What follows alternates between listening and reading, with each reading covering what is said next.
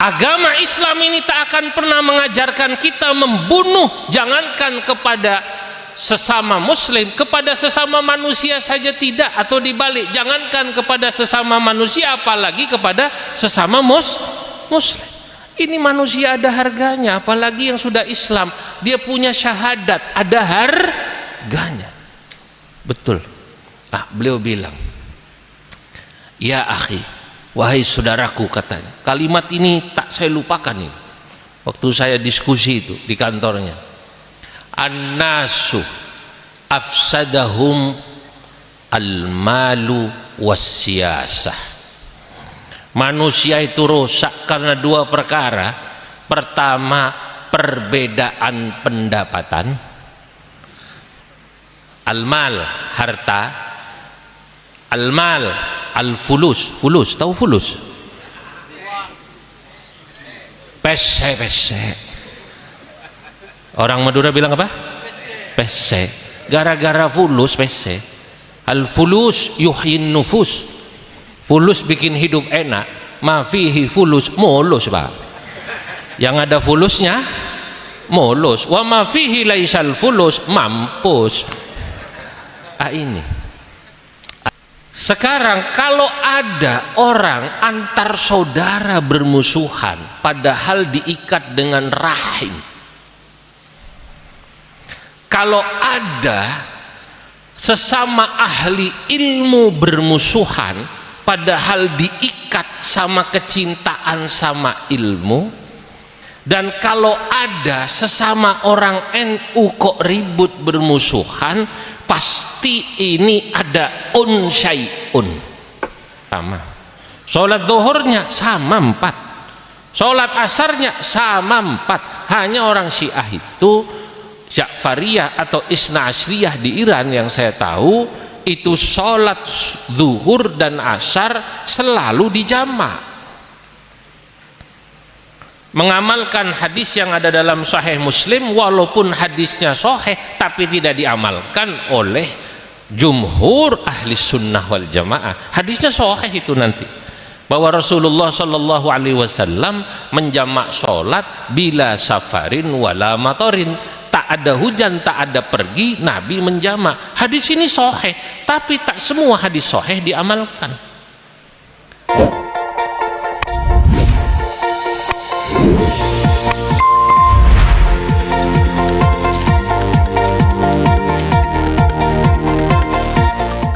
Assalamualaikum warahmatullahi wabarakatuh.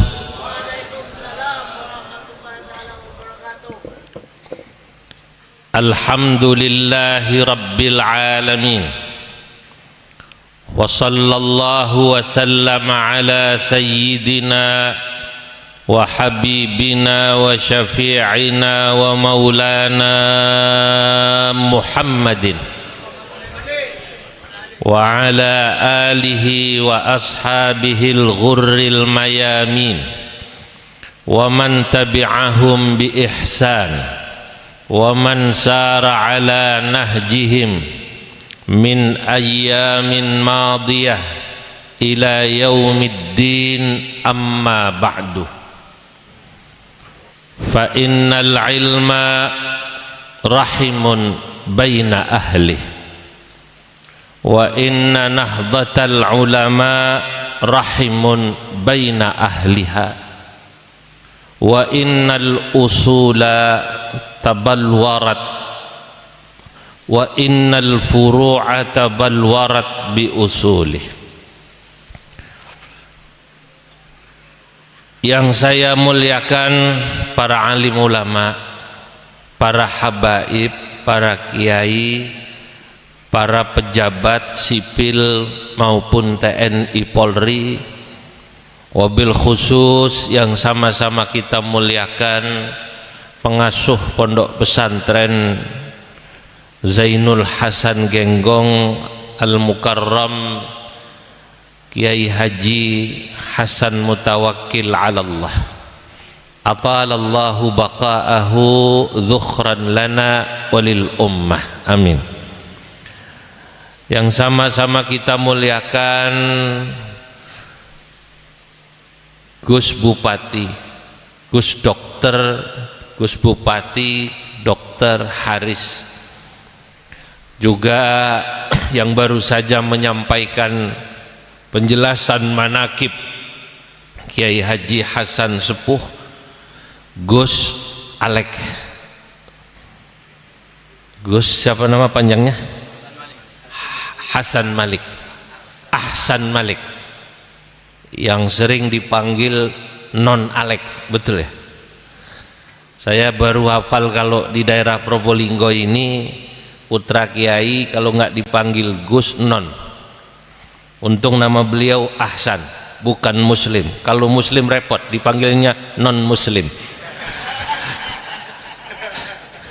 Ya. Ya.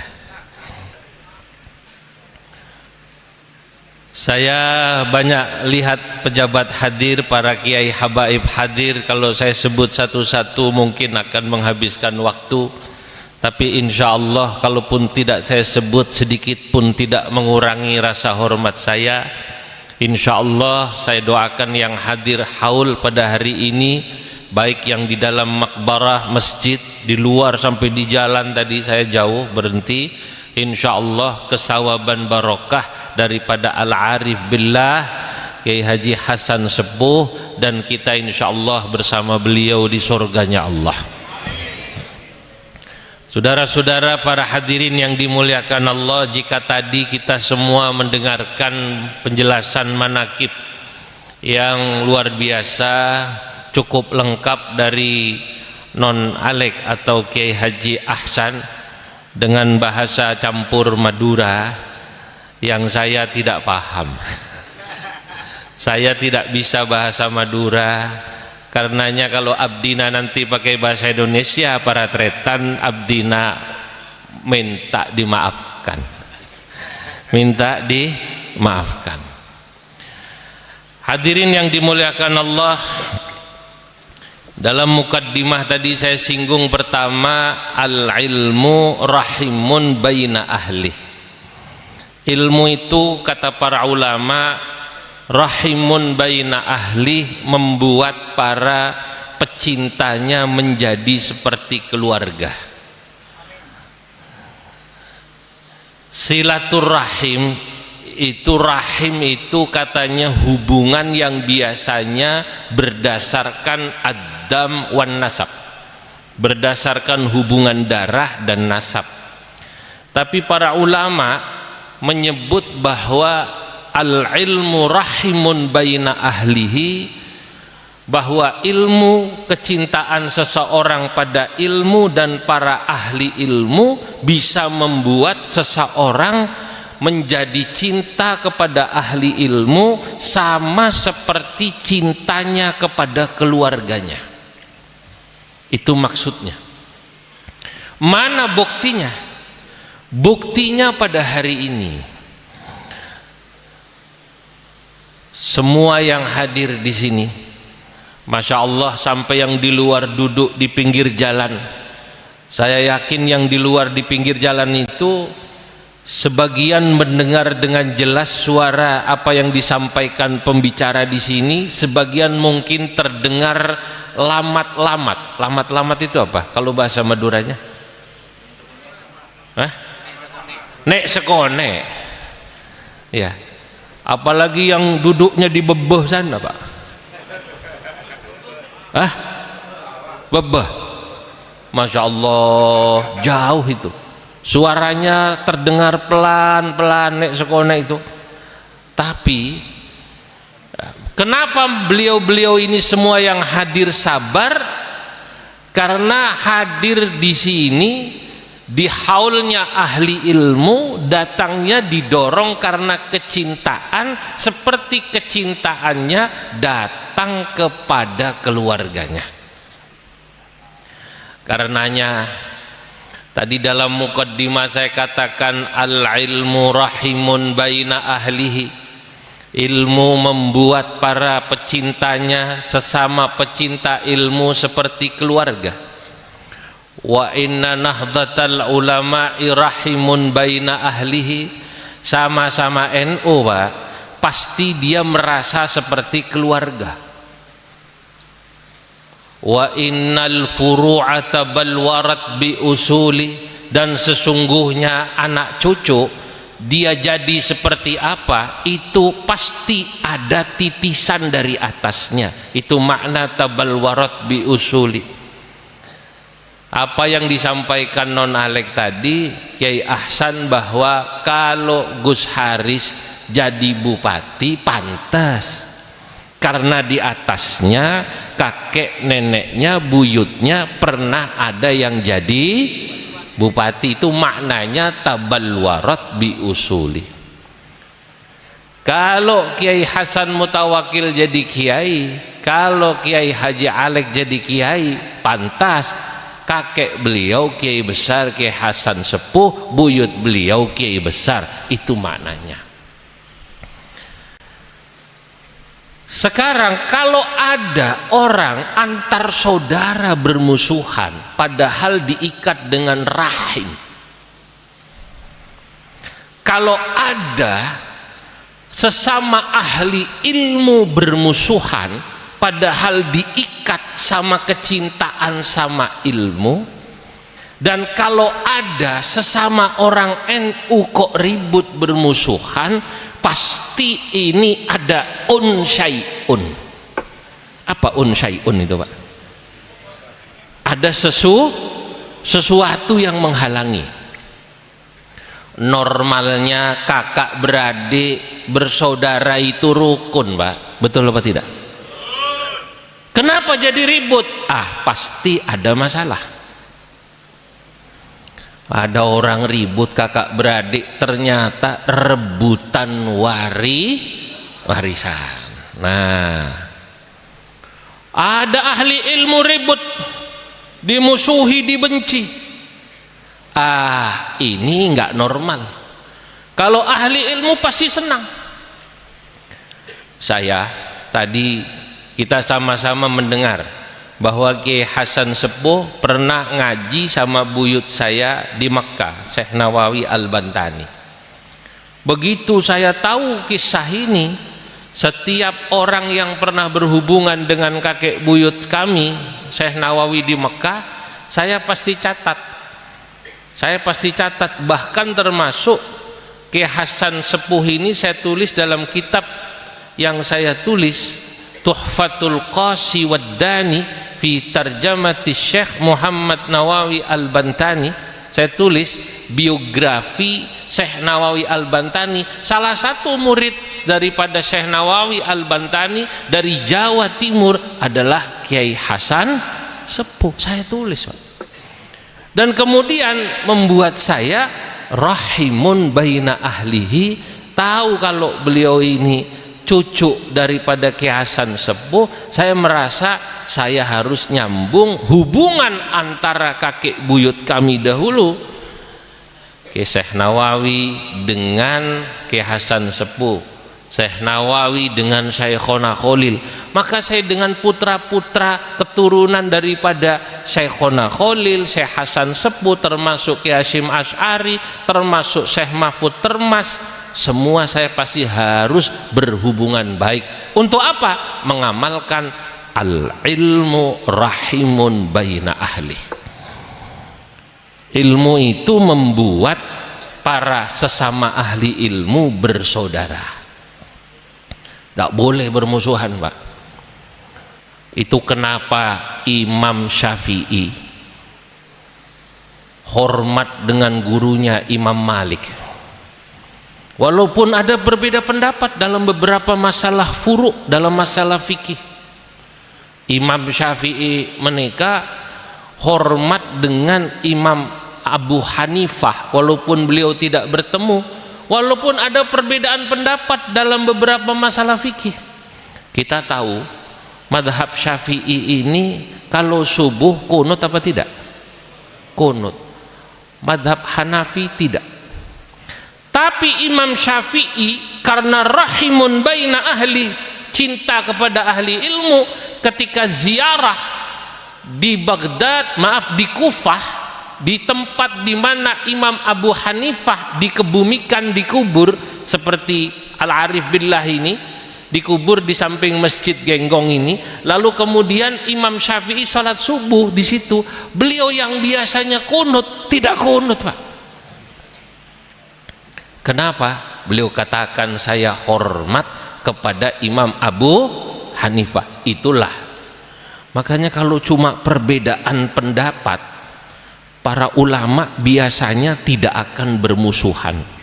Yang biasanya membuat orang bermusuhan bukan perbedaan pendapat, para tretan. Apa? Perbedaan pendapatan. Nah ini nih sudah mulai nih, Pak. Ada kiai satu jadi tim sukses A, yang satu tim sukses B, ribut itu, Pak. Ini ributnya bukan karena perbedaan pendapat, tapi perbedaan itu, Pak. Bahkan ini saya mau cerita tapi rahasia, jangan ngomong-ngomong, tolong, Pak. Itu semua yang membuat kita bisa saling musuhan. Ya ini usul, asal usulnya itu perbedaan pendapatan.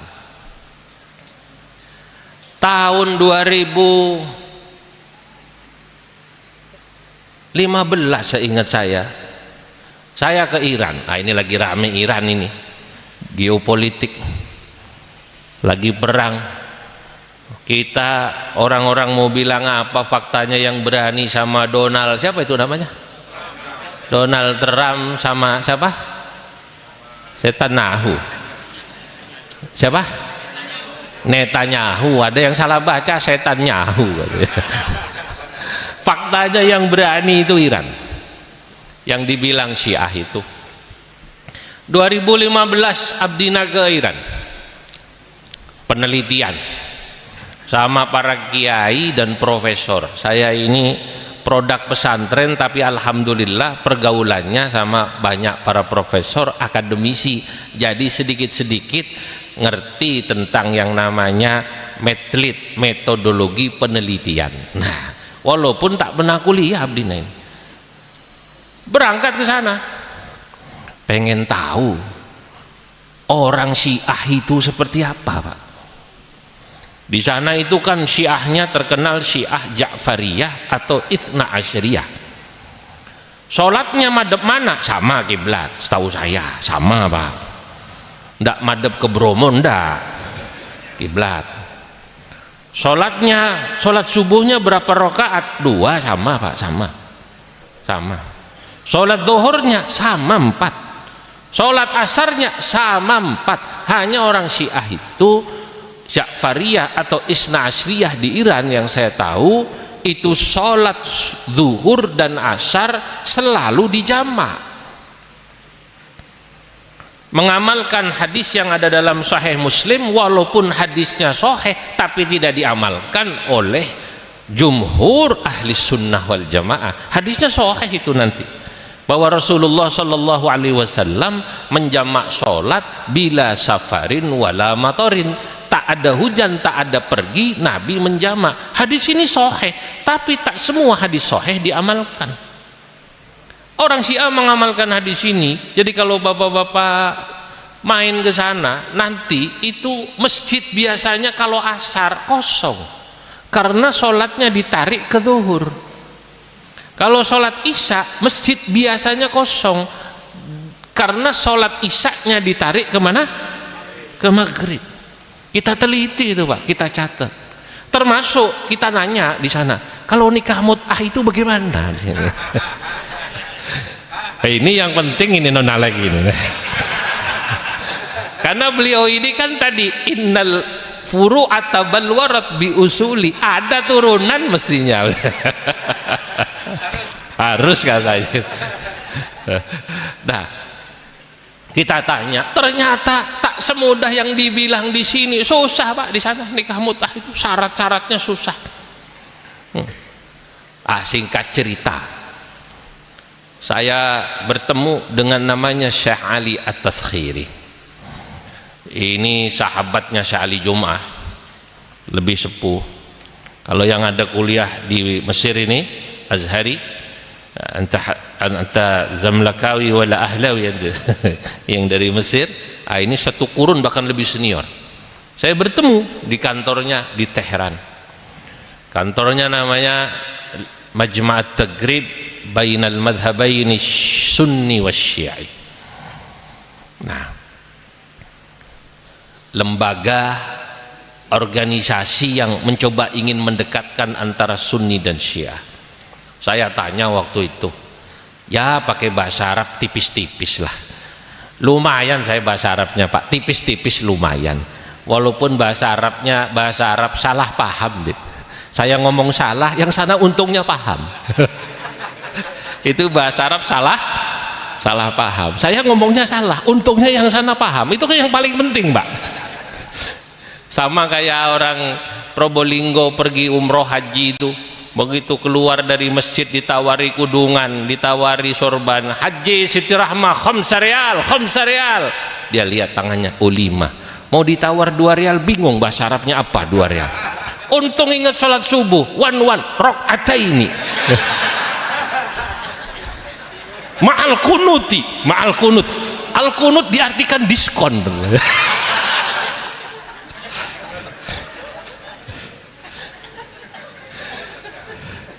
Paham ini, sudah paham.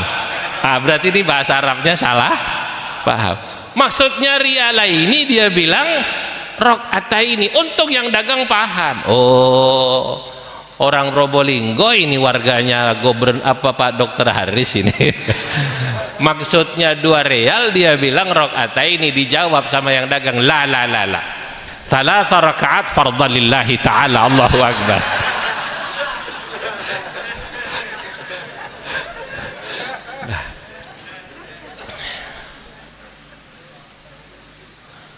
Saya tanya, ya Syekh Ali, limadha ya'ni fi Syam wa fil Iraq hunaka yuqatilu al-muslimuna ikhwanahum asy-syi'i ila sunni wa bi'aksih. Saya bilang, kenapa kok itu di Syam, di Syria waktu itu presidennya Bashar Assad, dan juga di Irak kok orang Islam di sana Sunni Syiah bunuh-bunuhan. Waktu itu memang yang banyak melakukan dianggapnya dituduhkan pada Syiah karena penguasanya Syiah, Bashar Assad. Beliau jawab begini, Pak. Ya akhi, wahai saudaraku, hal dinuna yu'allimuna an nuqatilal muslimina an nuqatilal insan. Apakah agama Islam ini, agama kita ini mengajarkan kita membunuh sesama muslim atau bahkan membunuh antar sesama manusia? Saya bilang abadan, sama sekali tidak. Orang Arab kalau sudah bilang abadan berarti sama sekali tidak. Kalau la masih bisa berubah. Beliau bilang sahih. Agama Islam ini tak akan pernah mengajarkan kita membunuh, jangankan kepada sesama muslim, kepada sesama manusia saja tidak, atau dibalik, jangankan kepada sesama manusia apalagi kepada sesama muslim. Ini manusia ada harganya, apalagi yang sudah Islam, dia punya syahadat, ada harganya. Betul. Beliau bilang, ya akhi, wahai saudaraku, katanya. Kalimat ini tak saya lupakan ini. Waktu saya diskusi itu di kantornya. An-nasu afsadahum al-malu was-siyasah. Manusia itu rusak karena 2 perkara. Pertama, perbedaan pendapatan. Al-mal, harta. Al-mal, al-fulus. Fulus, tahu fulus? Pese. Orang Madura bilang apa? Pese. Gara-gara fulus, pese. Al-fulus yuhyin nufus. Fulus bikin hidup enak. Ma fihi fulus mulus, Pak. Yang ada fulusnya mulus, wa ma fihi laisal fulus, mampus. Ini yang kedua, wasiasah, karena rebutan pengaruh. Politik itu kan pengaruh. Kalau aslinya kita ini bersaudara, sama-sama Bani Adam. Kalau kita ahli ilmu nggak mungkin kita ribut, Pak, karena ilmu mengajarkan kita mencintai sesama manusia, mencintai sesama muslim, apalagi mencintai sesama ahli ilmu, apalagi yang bersangkutan selain ahli ilmu. Kalau kita orang NU, ditambah lagi kita cinta karena beliau sama-sama NU. Kenapa jadi ribut? Pertanyaannya itu tadi, bukan perbedaan pendapat, tapi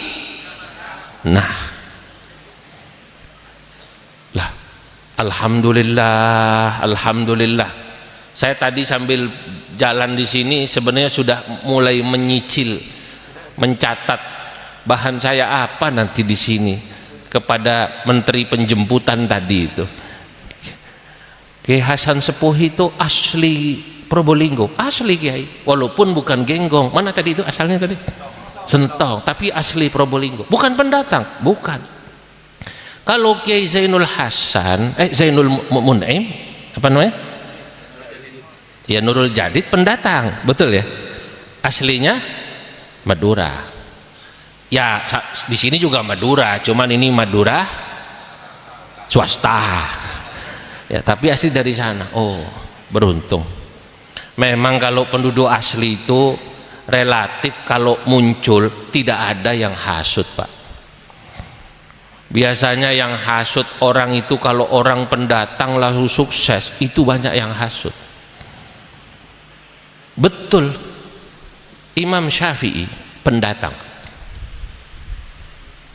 Ketika beliau di Baghdad, ulama-ulama Baghdad yang asalnya madhab Hanafi mulai terganggu karena Imam Syafi'i itu cerdas, bisa menggabungkan baina madhabain ahli ra'yi wal hadis, bisa menggabungkan antara dua madhab ahli hadis dan ahli ra'yi. Beliaulah yang pertama kali menulis kitab usul fikih. Awwalu man dawwana al-usula asy-Syafi'i bi risalatihi, yang pertama kali mengarang kitab usul fikih adalah Imam Syafi'i dengan kitab Ar-Risalahnya. Sampai di Baghdad beliau moncer. Ulama-ulama madhab Hanafi, pengikut madhab Hanafi mulai terganggu. Lah itu resiko pendatang. Beliau tidak, asli sini, Masya Allah. Pindah ke Mesir, sampai Mesir pendatang lagi Imam Syafi'i. Kalau Imam Syafi'i aslinya Makkah dan Gaza, ibunya Makkah, ayahnya Gaza. Maka beliau dilahirkan di Gaza, kemudian karena ayahnya wafat balik ke kampung ibunya di Makkah, dititipkan kepada Imam Khalid Az-Zanji. Beliau ke Yaman. Di Yaman sukses, ada yang hasut. Lah, resiko pendatang begitu. Tapi kalau asli, ulama penduduk asli biasanya kuat. Masya Allah, saya mengamati ini secara sosiologis ternyata begitu, Kiai. Nah, tak usah jauh-jauh. Itu kadang-kadang Gus yang asli sama yang mantu saja suka beda. Betul apa tidak? Beda. Lah ini lah Imam Syafi'i, bahkan Masya Allah saking kemudian ada yang hasut saat beliau di Mesir, ada orang alim yang mendoakan supaya Imam Syafi'i cepat mati. Masya Allah. Bayangkan orang kalau sudah sampai hasut mendoakan Imam Syafi'i cepat mati. Na'udzubillah min. Nah, ini bahaya hasut. Kita harus buang ini sifat hasut sampai kemudian kita mendoakan orang. Ini pasti sudah ada main ini. Kalau orang diajak memusuhi orang, itu pasti ada dua hal tadi. Khawatir pengaruhnya berkurang. Siapa yang mendoakan? Saya tak perlu sebut namanya. Tapi nanti para santri bisa buka cerita ini dalam muqaddimah Hasyiah Syarwani ala Tuhfah. Ya, nanti pada saat menyebut Imam Syafi'i, Imam Syarwani menceritakan kisah ini. Ada seorang ulama, saya sebut inisialnya A, Imam A, gitu aja. Berdoa, doanya begini Pak, Allahumma amitis Syafi'i wa illa dhahaba ilmu Malik. Di satu forum pengajian ada sekelas kiai ulama doa begini, ya Allah, mohon Imam Syafi'i kalau bisa buat cepat mati, kalau tidak nanti ilmunya, madhabnya Maliki di Mesir kalah pengaruh. Delalah itu bahasa Jawa, bahasa Maduranya apa delalah itu? Kebetulan apa bahasa Maduranya? Ketepaan. Di majelis itu ada muridnya Imam Syafi'i, namanya Imam Ibnu Abdil Hakam. Nah, kali ini saya sebut, lapor sama gurunya pada Imam Syafi'i, wahai Imam Syafi'i, itu ada Imam A inisialnya di satu majelis berdoa begitu, Allahumma amitis Syafi'i wa illa dhahaba ilmu Malik. Ya Allah, matikanlah Imam Syafi'i, kalau tidak ilmunya Imam Malik akan hilang, pengaruh Imam Malik, madhab Maliki di Mesir akan kalah sama madhab Syafi'i. Rupanya rebutan pengaruh politik. Pengaruh itu politik, walaupun politik ujung-ujungnya ya almal juga Pak. Imam masjid, khotib itu boleh jadi di masjid tak ada duitnya Pak, tapi ada pengaruhnya. Orang kalau sudah jadi imam masjid, baca doa, mimpin tahlil, biasanya berkatnya berapa? Berkatnya banyak Pak. Nah itulah pengaruh. Apa kata Imam Syafi'i? Ya Allah, inilah resiko jadi pendatang, sampai beliau dihasudi begitu. Saya mau cerita ini cerita-cerita langka, tapi harus saya ceritakan, begitulah kehidupan. Kalau sifat hasud kita, naudzubillah min dzalik, ketakutan kita bahwa pengaruh itu akan membuat kita berkurang, ya, rizkinya dan lain sebagainya, bisa lupa berdoa sampai mendoakan orang alim sekelas Imam Maliki didoakan cepat mati. Saya mau tanya, kira-kira ini baik apa jelek? Baik apa buruk? Lah itu terjadi. Tapi doa ini manjur Pak. Tak lama Imam Syafi'i nanti 18 hari sesudah doa itu wafat. Tapi sebelum Imam Syafi'i wafat, Imam Syafi'i menjawab ketika santrinya Ibnu Abdil Hakam cerita, Kiai guru, saya mendengar kok Kiai Fulan mendoakan guru didoakan cepat mati. Imam Syafi'i lalu jawab pakai syairnya, pakai Bahar Tawil seingat saya. Tamanna rijalun an amuta wa in amut fadzaka sabilun lastu fiha bi auhadi. Tamanna rijalun, telah mengharap sebagian orang, an amuta, agar saya cepat mati. Masya Allah, an amuta, agar saya cepat mati, wa in amut, padahal jika aku mati, kata Imam Syafi'i, fadzaka lastu fiha, fadzaka sabilun lastu fiha bi auhadi. Andai kata aku mati, ya semua orang juga mati. Semua orang juga apa? Mati. Saudara-saudara, la'alladzi yarju fana'i wa yadda'i bihi qabla mauti laisahu fahuwalladzi huwarradi. Jangan-jangan kata Imam Syafi'i, orang yang mendoakan saya cepat mati, merekalah yang dari sisi baik buruk di sisi Allah lebih buruk. Na'udzubillah min dzalik. Lah hadirin yang dimuliakan Allah, hari ini kita hadir di majlis haul, di mana kalau tadi saya dengar manakibnya, Masya Allah, Kiai Hasan Sepuh ini diberi anugerah Allah luar biasa. Kenapa Pak? Karena ini pondok sudah 4 generasi masih tetap eksis, dan beliau dikasih anugerah turun temurun, anak cucu buyut, jangan-jangan sekarang sudah cicit, semuanya min ahlil ilmi wa ahlil khair. Amin. Non Hasan, Ahsan atau non Alek ini buyut, betul ya? Buyut. Mungkin ada yang sudah cicit beliau ya, sudah tampil. Dan ini bisa generasi, kok bisa itu? Luar biasa. Semuanya ulama, alim-alim. Saya kenal beliau, saya ngobrol, saya kenal Kiai Hasan Mutawakkil. Masya Allah, kiai yang lembut yang tadi.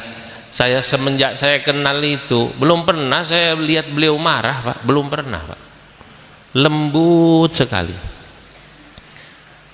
Ini cucu-cucu beliau, nurun akhlaknya, nurun ilmunya. Memang begitu, al ilmu nurun. Ilmu itu mestinya menurun kepada anak cucu. Tapi sekarang tidak. Orang diartikan lain, al ilmu nurun, ilmu itu cahaya yang menurun pada anak cucu. Orang mengartikannya al ilmu nurun, kualitas ilmu itu nurun. Kalau kiai dulu alim-alim, Kiai Hasan Sepuh ini kitab karangannya banyak, saya sudah baca, termasuk makhtutatnya.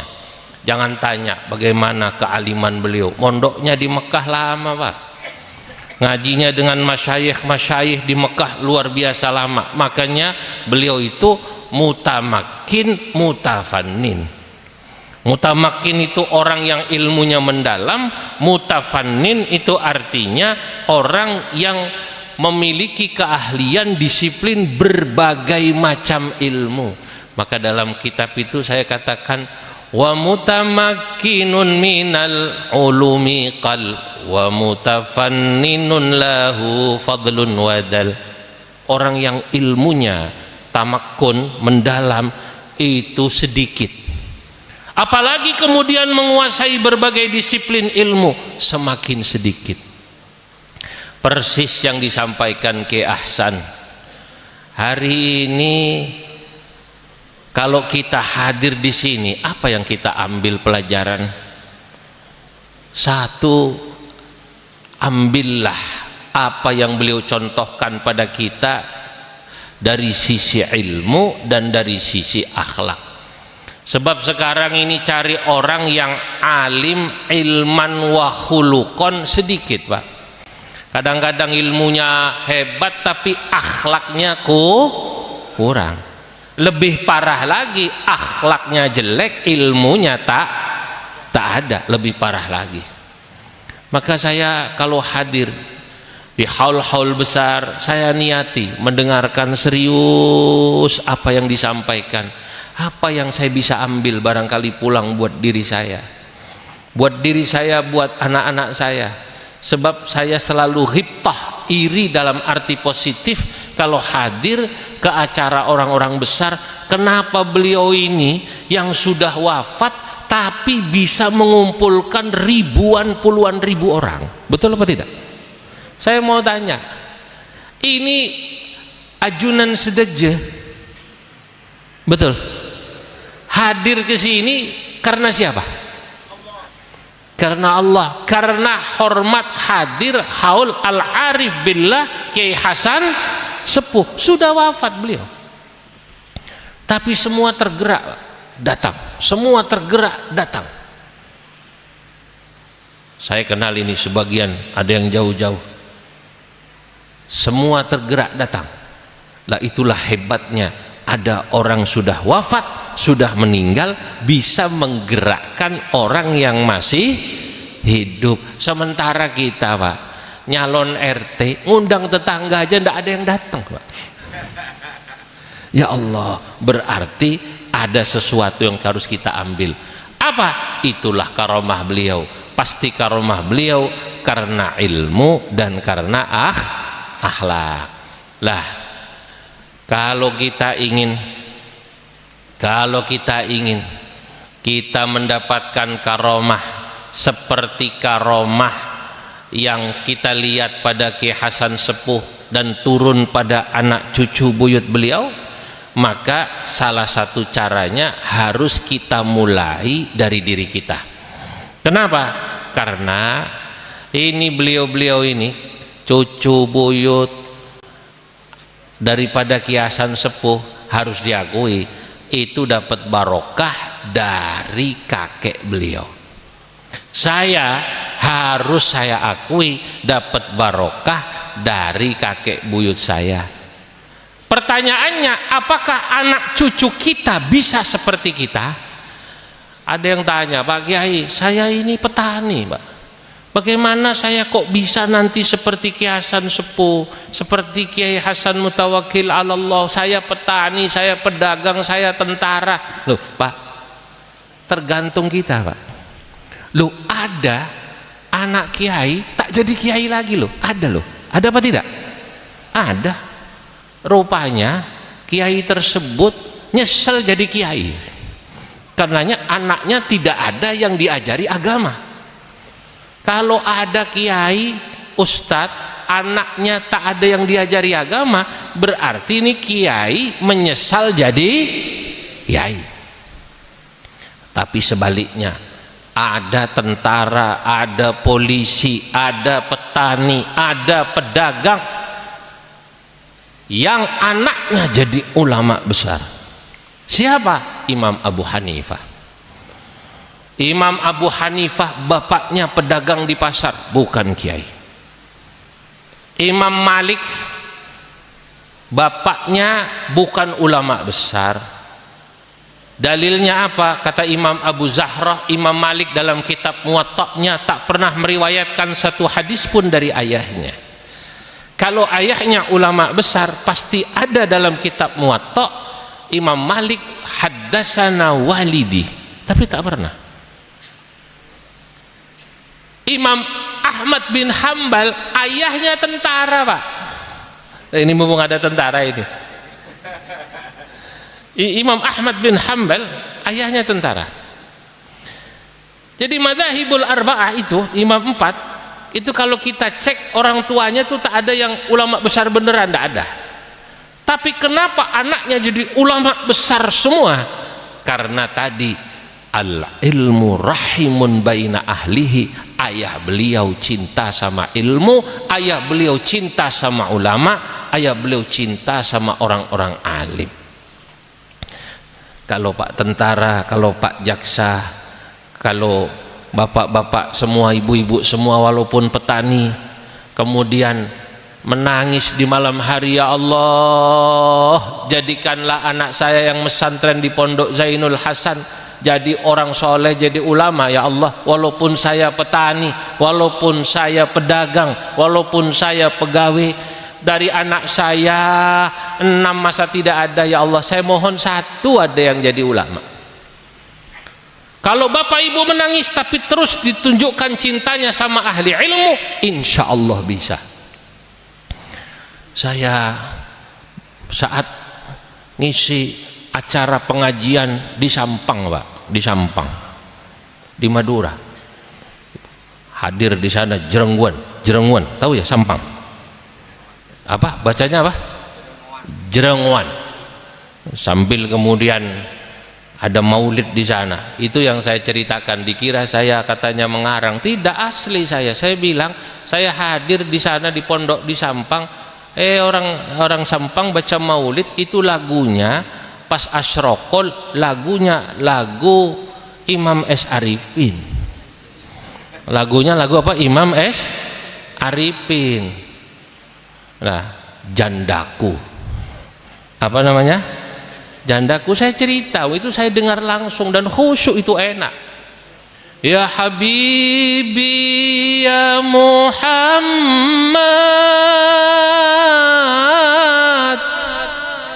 ya arusal khafiqaini, ya muayyad ya mumajjad, ya imamal.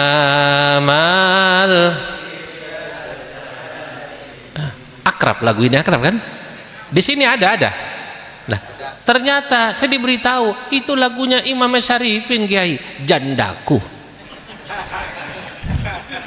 Yang mana? Lalu saya diperdengarkan, anak yang ada padamu jangan kau. Ah, betul kan? Nah iya, dikira saya ngarang, Pak. Nggak ngarang saya. Masa Kiai ini bohong? Masa Kiai bohong? Ahli ilmu itu tak boleh bohong, tapi boleh keliru. Beda. Bohong sama keliru beda, Pak. Tapi kalau politisi boleh bohong asal jangan keliru. Nah, iya, biasanya politisi dia tidak mau kelihatan salah. Nah, saya ke sana, Pak. Saya diberitahu, Pak Kiai kenal Kiai Fulan, Kiai Fulan, Kiai Fulan, Kiai Fulan. Kenal teman saya di Jakarta. Nah, itu ayahnya bukan Kiai. Nah, ini ayahnya bukan Kiai, ibunya pedagang di pasar, tapi anaknya lima-limanya Kiai besar semua. Allahu Akbar. Tidak perlu saya sebut nanti namanya, tapi di Jakarta jadi orang top, pimpinan di Majelis Ulama Pusat, Pak. Kemudian di sini saudaranya juga ada kiai di Lumajang apa Probolinggo ya? Lumajang sepertinya, Lumajang. Lalu di Surabaya jadi MUI juga. Oh gitu ya. Tapi kemudian saya diceritakan kenapa kok ada pedagang pasar, ayahnya orang biasa, anaknya jadi kiai semua, jadi orang alim semua.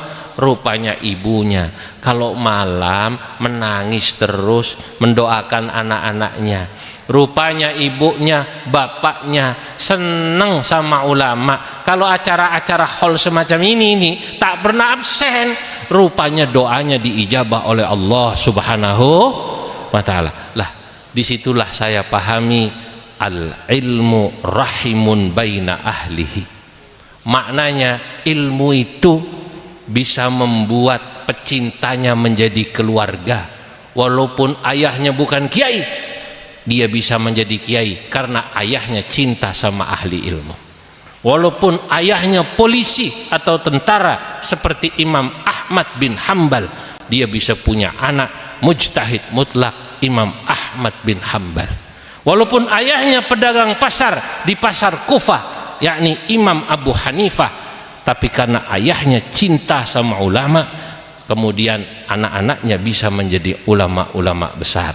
Semoga karena kecintaan kita kepada para ahli ilmu, kepada ulama, kepada Nahdlatul Ulama, terutama hari ini kita hadir semuanya, Rabu semuanya ya, di Haul Ki Hasan Sepuh, membuat insya Allah anak cucu kita, kalau bukan anak cucu kita, insya Allah min ahlil ilmi, jadi orang yang ahli ilmu. Insya Allah salah satu putra putri di antara yang hadir ini nanti jadi ahli ilmu dari ulama-ulama besar.